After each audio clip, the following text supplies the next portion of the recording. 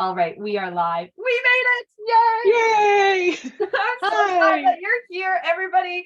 Welcome to Athletes Thriving in Perimenopause and Beyond. And we have the incredible and beautiful Kate Williams-Stone here joining us. And I just thank you so much.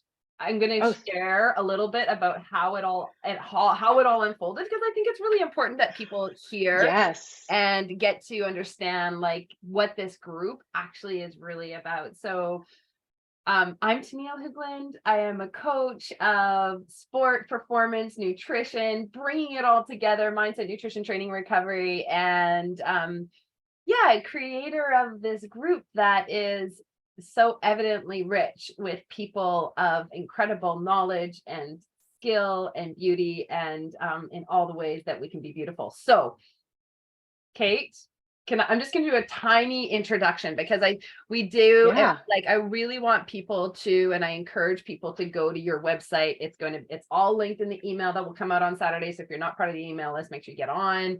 It's been linked into in the Facebook group, but really where you come in, and I love it. Some part of your biography is like you help women break out of the diet culture BS. Like totally, like let's just kind of move from where we are just rained upon, and this system is so strong within us and how it's holding it up. And you have created gentle nutrition, hormone health, body neutrality, and a mindfulness practice.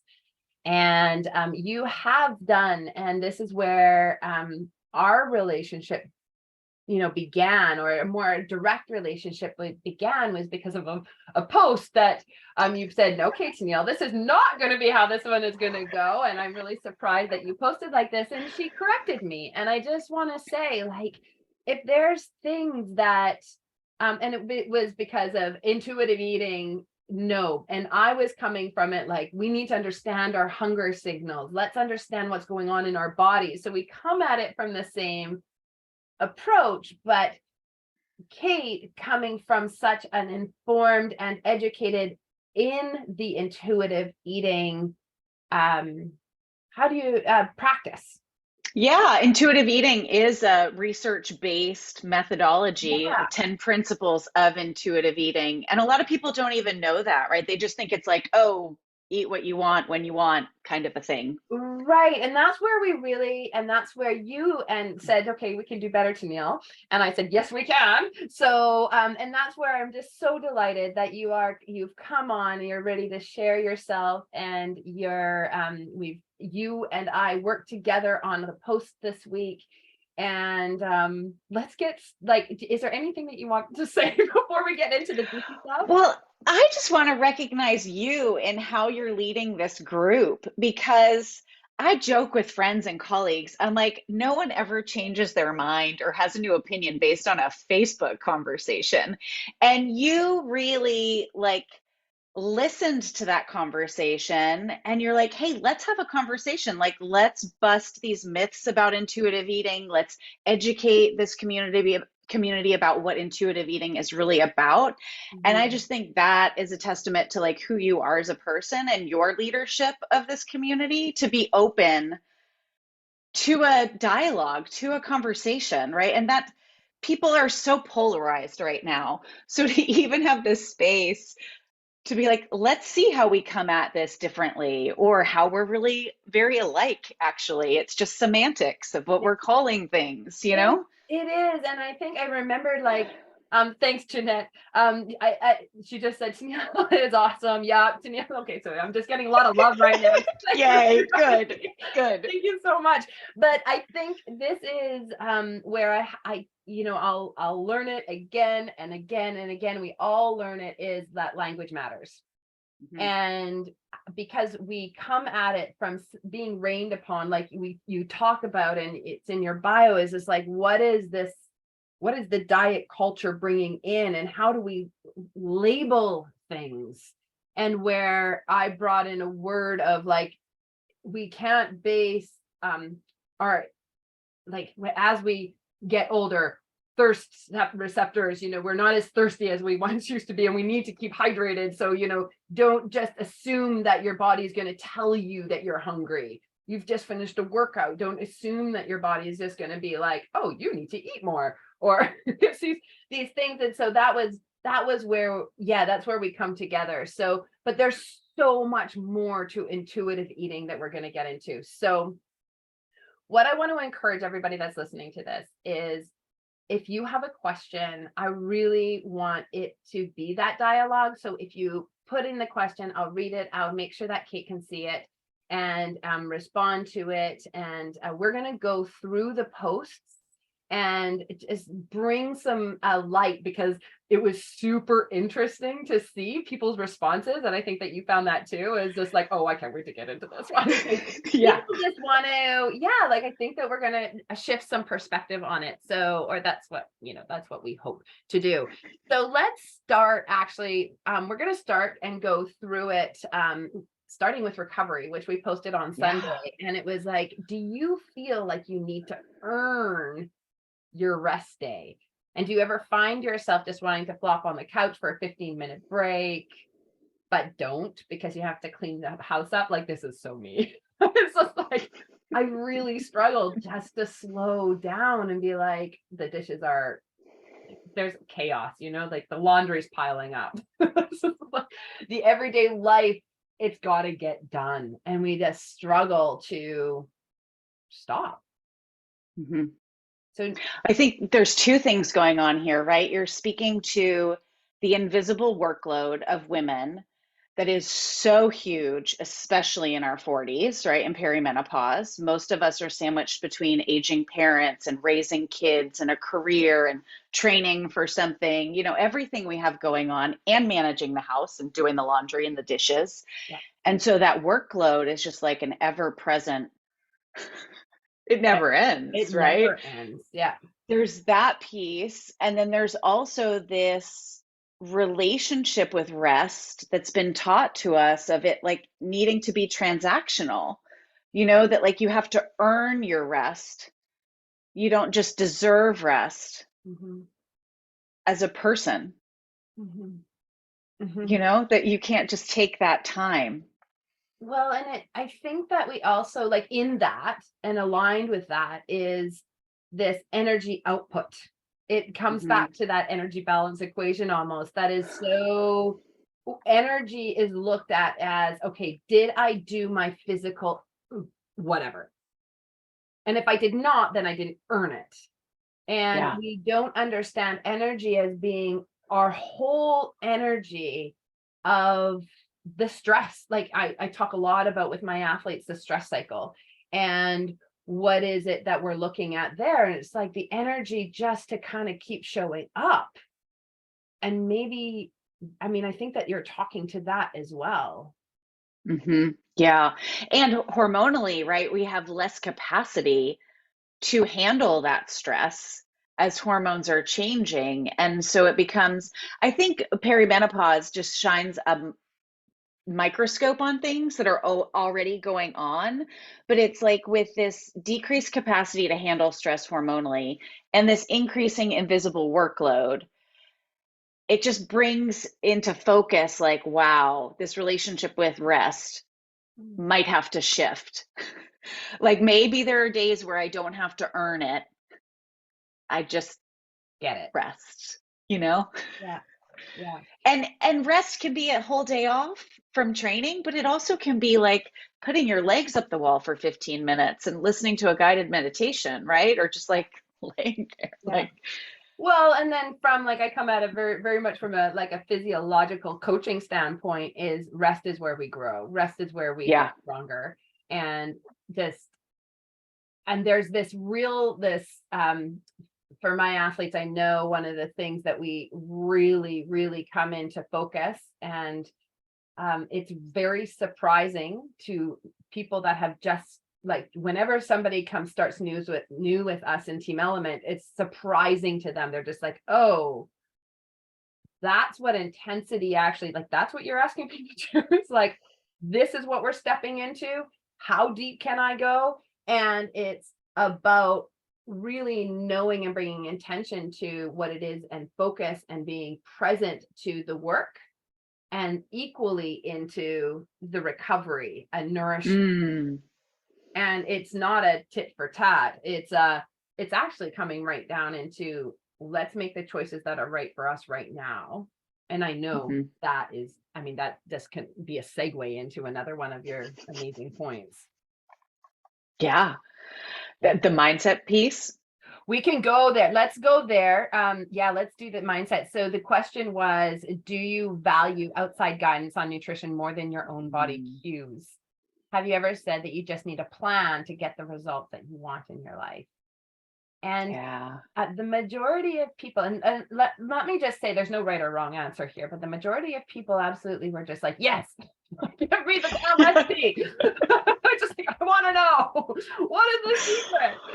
Well, Right. oh, there's no secret. So talk about from your standpoint, how you and support clients that come to you and the intuitive eating philosophy with that. Yeah, so just to dispel the myth, which started our conversation, which was like you can't trust your intuition or like your natural body cues, like after a long endurance training Mhm. session, you may not have an appetite, but you absolutely do need to refuel. And that was your point. Like you Yeah, can't trust that. yeah, And there's kind of this myth that, like, in intuitive eating, you wouldn't refuel in that moment because you have to only eat when you're hungry or have an appetite. And that is absolutely not true. Actually, one of the co-author of Intuitive Eating, Evelyn Tribole, was a former marathon runner. She was one of the first women in 1984 to go to Olympic trials for the marathon. And so she has this athletic background yeah. and So a interesting. dietitian background, and saw so many clients in that diet binge start over cycle that she switched to an intuitive eating practice. But absolutely, there are times where we have to eat and we are not hungry, and that's okay, right? So a refuel situation, I experience it all the time when it's like noon and it's lunchtime and I'm walking into like 5 hours of back-to-back meetings and I know I'm not going to eat until 5, 6 o'clock, but I'm Yeah, like, I'm not really hungry right now, but like I have to eat yeah. or I will be so hangry and have no brain halfway through the afternoon. Yeah. And that's like another situation where, like, it doesn't always have to be our physical hunger cues that are dictating everything in intuitive eating. There are times when you eat without a hunger cue, knowing that it's the most nourishing choice for your body Yeah. at that point. Um, the differential, I think, is, this is the diet culture thinking, trusting an external plan more than we trust our own body's cues. And Mhm. it's, not everybody's enmeshed in diet culture, like that's the end all be all, but I'd say 99% of women like are influenced by diet culture, even if they're not actively dieting, right? There's a mindset So of all or nothing, perfectionism. I need to have the perfect plan that's going to fix me, and it can show up in athletic training too. So I just help build people's confidence around food choices, trusting the body cues, mhm, identifying body cues, hunger, fullness, satisfaction. mhm. All of that is really important. And there's just a freedom that comes with trusting your own body versus always looking for the external. There's a lot of like mental space that's freed up. Yeah, yeah. You know what I was just thinking about as you were saying something is like how hard it is to create the space to build the awareness of how you're feeling. Yeah.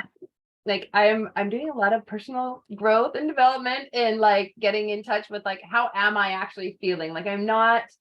I'm very like I'm an open person, like you like I just like right here, and yet I really struggle to understand and to pinpoint what am I actually my what are my emotions that I'm having. And eating and emotions sometimes are so coming together.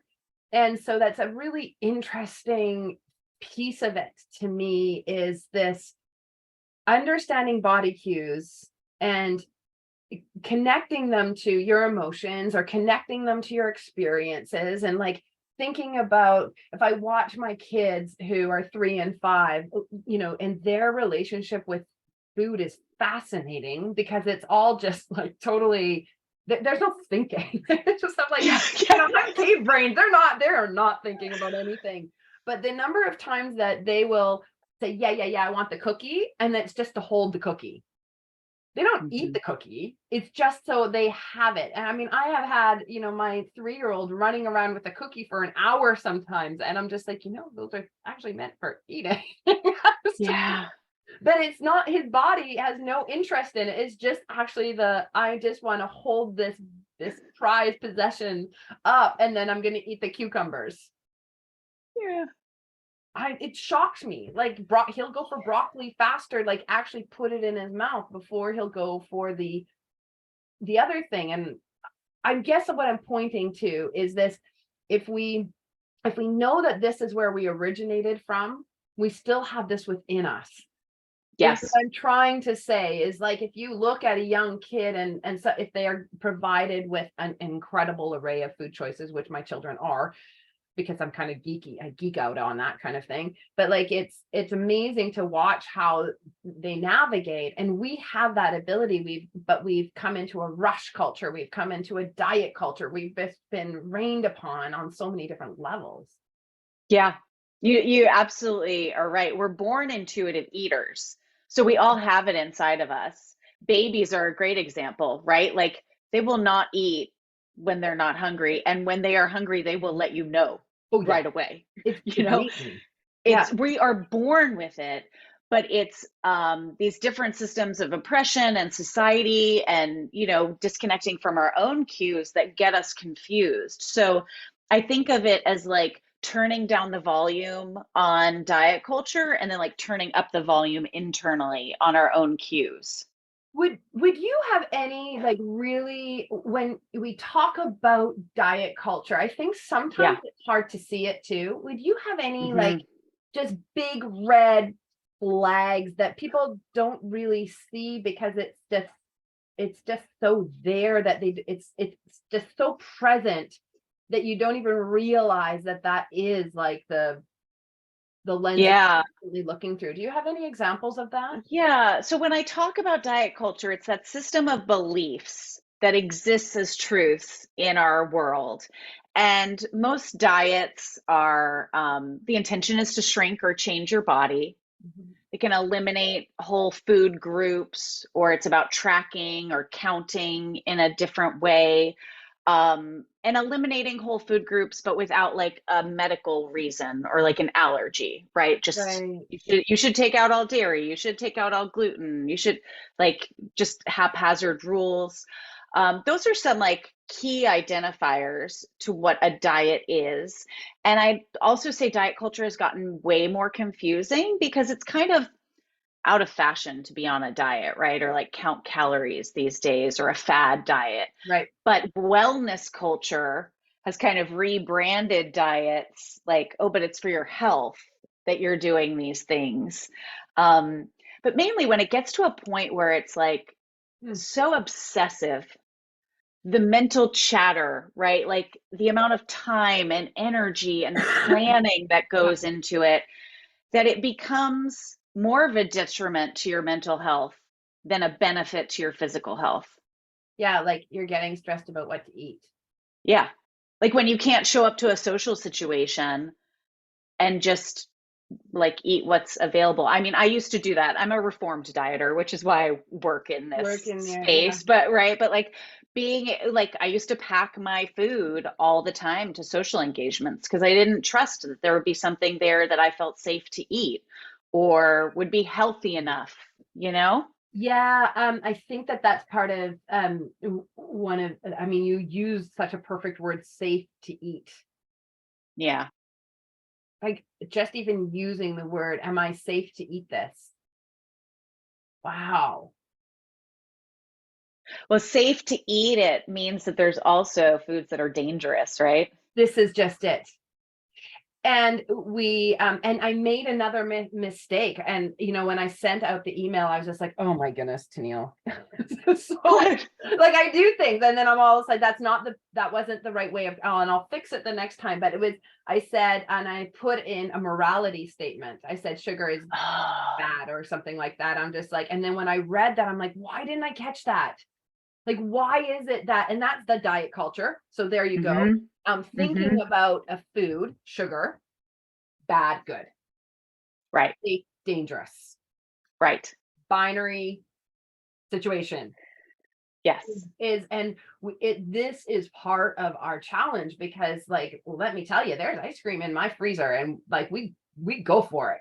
And there's, like, but and I was just talking about cookies. Yes, my kids get cookies. Like, Hmm. there's it's because it's interesting that we have come into this, and part of it is, I mean, and there's really real things of, uh, challenges with indigestion, because gut health has been just brought down because of maybe inflammation due to a higher sugar content of your food, and so the microbes are just feeding on it. Like, I mean, those things are all real, and those that burping, belching, gas, bloating, all those things are real. That's becoming back into the awareness piece of it, and knowing just like, okay, well, it's not that it's not safe, it's just that your body is not able to break it down, Hmm.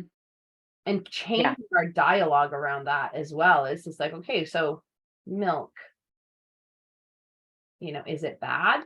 No, it's not bad. Your body's not able to break it down with the enzymes that it has or does not have, right? Hmm. Yeah. I think asking like three questions I'll give my clients to ask like, before they're making a Mm, food choice.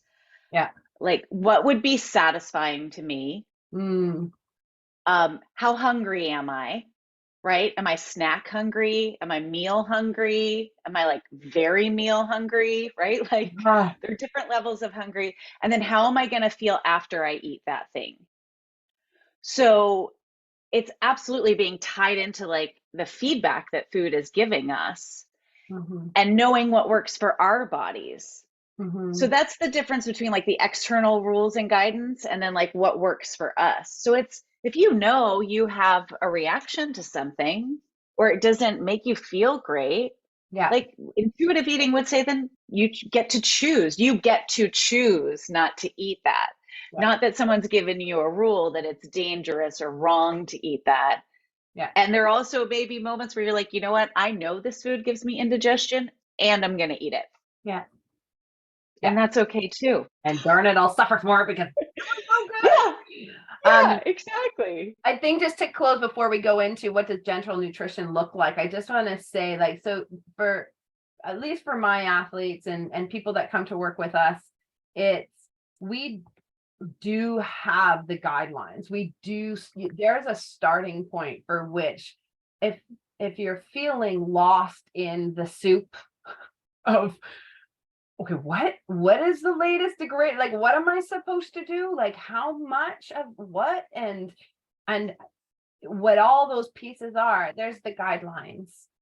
And they're just the starting point, because that is not an end. They are guidelines from a massive population or from a population that is way too small Mhm. that we're making decisions on. And they go in both, they go hand in hand, right? They're populations of males or just males, or populations of very few females that are not in our life stage, or whatever the population guidelines are from, based on the knowledge that we have currently. You can start to see all the holes when we look at guidelines. And there is so much that is being learned right now. Like, it is a phenomenal time to be in this space of nutrition, because it's just, no wonder we're all confused, because it's just like, oh, I just heard this. Oh, I just heard that. Oh my goodness. Did you hear that person? Oh, this podcast said, oh my goodness. And it's just like, boom, boom, boom. It's like these pellets coming at you. It's just like, so what do I do? And like, this is why I started the what's the point? Like, okay, so what is the point? The point is exactly to your point. And I think there's something very different about working with a coach one on one who's handing you research based guidelines versus scrolling the internet and listening to tons of podcasts and just being bombarded with all this information that's making you feel overwhelmed. Yeah. Those are two very different situations. And there is gentle nutrition in intuitive eating. That's another myth of intuitive eating. Like nutrition doesn't matter, it's not focused on health. And the 10th principle is honoring your health with gentle nutrition. Right. And I love the term gentle nutrition because I think it really reflects the attitude of nutrition, that it's progress versus perfection, Mm, that what you do consistently over time is what impacts your health the most. Like one meal, one mm, snack is not going to derail your health for the rest of your life, right? Toddlers are a great example of that. You know, we label toddlers as picky, but then when you zoom out and look at a toddler's nutrition over an entire week or an entire month, they actually eat a really balanced diet. But I have a son, he's not a toddler anymore. But like there were days where all he ate was like grapes all day long. And then the next day he'd only eat turkey. And you're like, true what is story. going on? But like they know how to balance themselves, but in a very wide picture. And I think we can learn something from them as far as like, it's not about like each meal or even a 24-hour cycle. It's like, what's your week look like? You It is. know? Oh, I love it. Oh, it's so good because yes, I do have a toddler, so exactly where it is. And it's just like growth spurts. They're a real thing, right? And so if we look at that and understand our bodies, okay, we're not having growth spurts. We hope not to be having anyways. I should be careful. But anyway, we hope like we're in a more stable situation, but we as in perimenopause, we do understand that there is a change of our body and our body fat mass is a real deal. It does change, Hmm. does shift. And but when we think about like the bigger picture, if we keep on zooming out, it's like, okay, well, how does the protein even fluctuate? It's not a one, like it's not, there's so much emphasis on protein and there needs to be for athletes, and there may be a little bit of contraction, a little bit of Hmm. like, holy smokes, did I ever do a massive weekend? I really know that I need to fuel my body and like really help and support my body to adapt to the Yeah. stress load, or I really needed more carbohydrates and to allow the flux to actually occur within that. It's beautiful. Yeah. Do you want to say anything more about um, gentle nutrition, or should we keep going through? Yeah, I think it's just looking at it from an abundance standpoint rather than a restrictive standpoint. It's Yeah. the mindset piece. And, you know, even some of the examples I've shared today of like, you know, packing your own food, like we can have habits that look the same on the outside. I think the key is like, what's your intention behind it? Yeah. Right? Like packing my own food got me to a place where mentally I was so terrified of food and also social situations. It was taking me out of my life. I Mm, also know there's times where I could pack my food, like I'm going on a road trip, I'm going to pack some snacks in the car. That's like self-care. That's really nourishing. So I think it's more about looking at the mindset and our intention behind an action than judging the action itself. And so gentle nutrition is about what can I add to my plate to increase my nutrition versus diet culture would have you say, what can you cut out to be healthier? yeah. So it's a mindset shift. I um I think it's a really important one. And I think to acknowledge that we want to we're so much more, I mean, this is just research, we're so much more successful in our lives if we move toward what we want Yeah, rather than based on fear. Fear is totally. fear will get us as an acute response, or we want it to be an acute response to the tiger that's chasing us, or Hmm. something that we have to actually, like go, oh my goodness, I need to respond right now.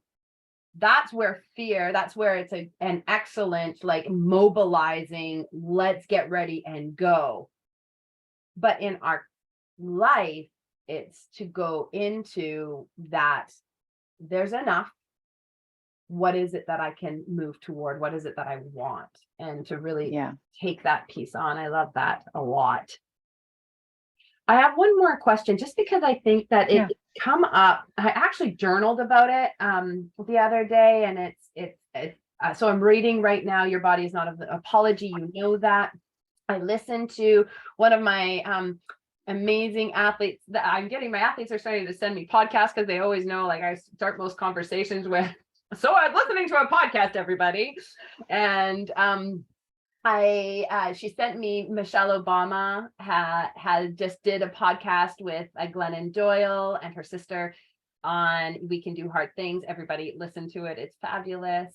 And this idea of comparison. And I know I'm just throwing this at you right now, but I just didn't know if there was something that you have within your training and in intuitive eating and your and that you can offer women at this point in time of this idea of comparison and how we can move ourselves out of that culture as well, because we're talking about abundance, we're talking about, because again, when we come into this comparative model, it's usually of a scarcity model, it's usually of a used to be model. It's, I'm gonna stop talking.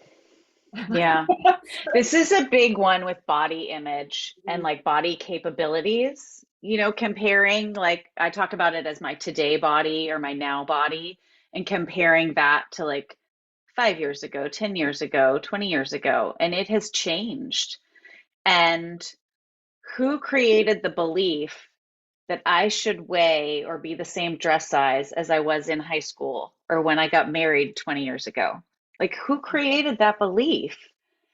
But that belief I have adopted as like there has been a time where I internalized that belief as a truth.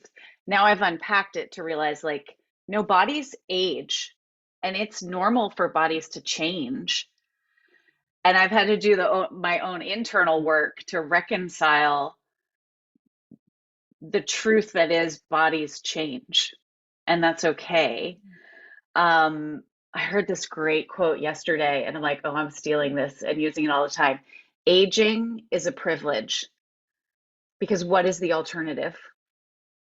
That's a brilliant. That's where we're at. That is so And good. Oh, I so love I have it. I have two grandmothers who are still alive who are over 90 years old. And so I often tap into their energy and their minds, and I think, okay, I hope that I can live to be 90. And what would my 90-year-old self want to say to my 45-year-old self today? And I try to follow that advice. I'm like, my 90-year-old body would probably be like, please go out and have so much freaking fun out there and like do all the things and go on the run and go on the hike, go play with your kids and like enjoy. I may feel aches and pains today, but they're going to be different aches and pains 45 years from now, right? That I have no concept of. And so that really helps ground me in an abundance mindset of today, and realize too that the body image piece is not a body issue, it's a mindset issue. Because the truth is, I had a smaller body 20 years ago, but I didn't have the same body confidence as I have now. So true. Oh, Right? oh,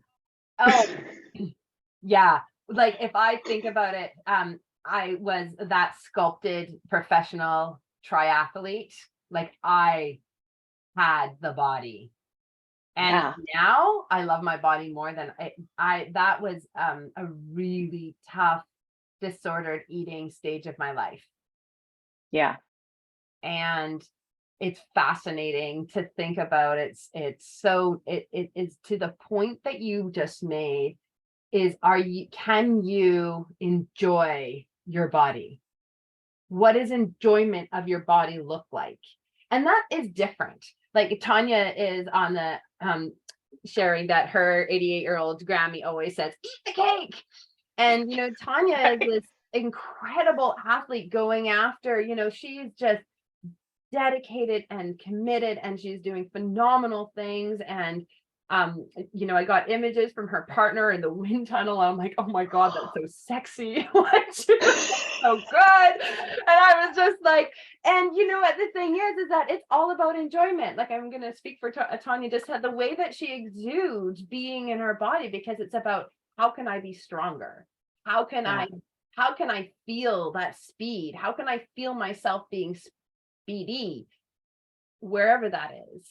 And that's hard. That's hard to know because it's letting go of whatever that happened and coming into where she is and where we all are. It's just like feel the wind.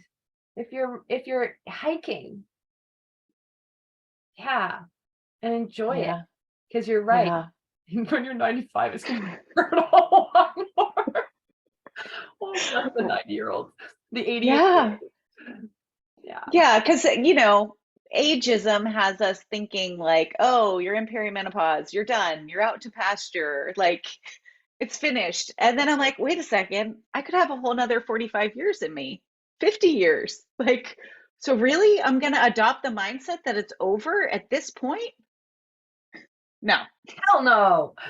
no. Oh my goodness. All right. Is there anything else that you wanted to share with this beautiful community that is coming together in this? I've just enjoyed this talk. I can't wait to, we're going to talk more. I know we're going to just keep on. Yeah, no, I would just say there's ways to adopt intuitive eating as an athlete. So if this conversation has sparked your interest, there are resources. You could post questions in the group or in this feed too. I could share different podcasts and books. And there is absolutely a way to integrate your endurance, athletic training, and intuitive eating principles and having guidelines and a plan, right? Like all of it can work together. Yeah.